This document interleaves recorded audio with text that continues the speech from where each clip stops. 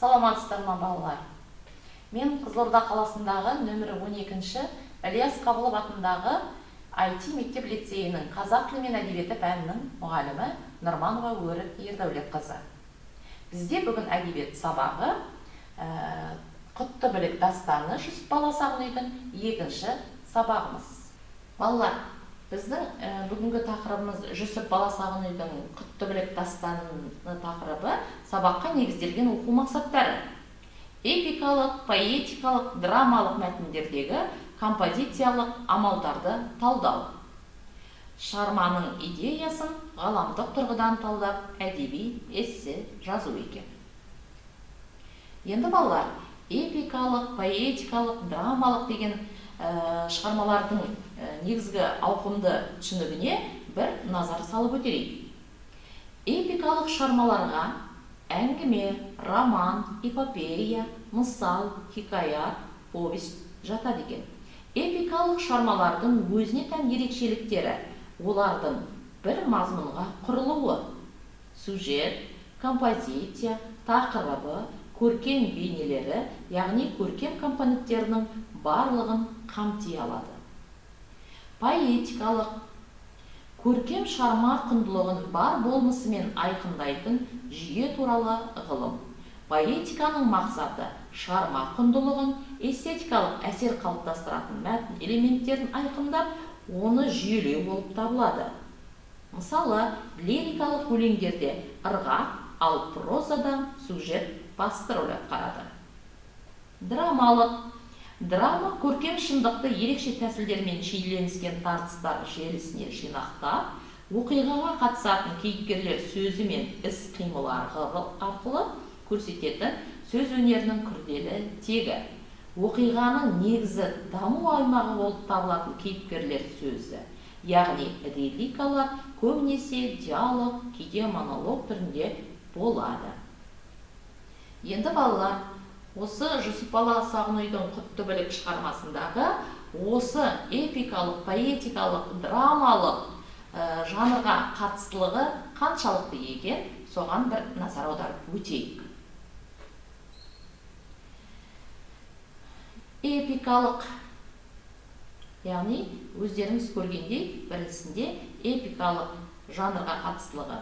Құтты білік дастаны бір мазмұнға құрылған, сюжеті, композициясы, тақырыбы, көркем бейнелері, яғни көркем компоненттерінің барлығы қамтылған құнды шығарма. Ал поэтикалық жанрына қатыстылығы түркі поэзиясының тұңғыш кітабын, көне түркі поэзиясының поэтикалық нышандарын кемел жеткізген ұлы жазу десе де болады, деп бұған жауап бере аламыз. Және соңында драмалық, яғни Күнтуды Бек Әділет бейнесі, Айтолды уәзір Бақыт бейнесі, Отғұрмыш уәзірдің бауыры Қанағат бейнесінде, Өгділміш уәзірдің баласы Ақыл Сана бейнесінде бір-бірімен диалогта үнемі іс-әрекет қатынасында көрініс береді. Енді балалар, осы шығарманың өзіне назар аударайық. Видео, аудио жазбаға қарайық. Құтты білік поэмасы тұңғыш түркі энциклопедиясы. Баласағұн бабаға 1000 жыл. Жүсіп Хас Хаджи Баласағұн 11 ғасырдың аса көрнекті ақыны, есімі күллі шығыс елдеріне мәшһүр болған данышпан ойшыл, энциклопедист ғалымы, белгілі қоғам қайраткері. Жүсіптің есімін әлемдік әдебиет тарихына мәңгілікке өшпестей етіп жазып қалдырған бірден-бір әдеби мұрасы Құтты білік, Құтты білік дастаны. Жүсіп Баласағұн өз daстанын шамамен 54 жасында жазып бітірген.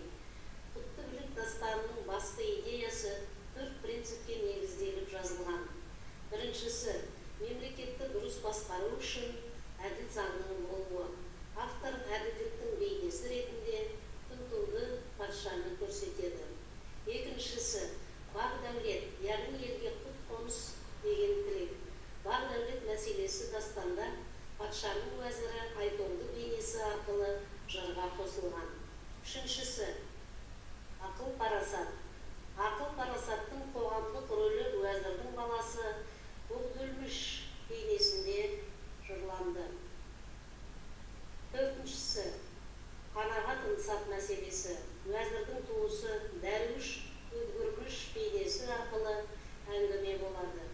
Орта ғасырдың аса көрнекті ақыны, ғажайып сөз зергері Баласағұнның Құттөбелек дастанының әдеби, тарихи, ғылыми мәні ерекше зор.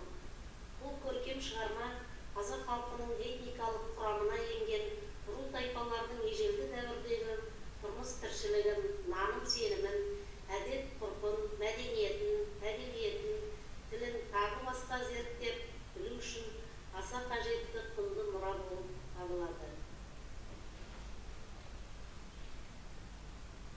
Яғни біраз мәлімет алдыңдар деп ойлаймыз, балалар.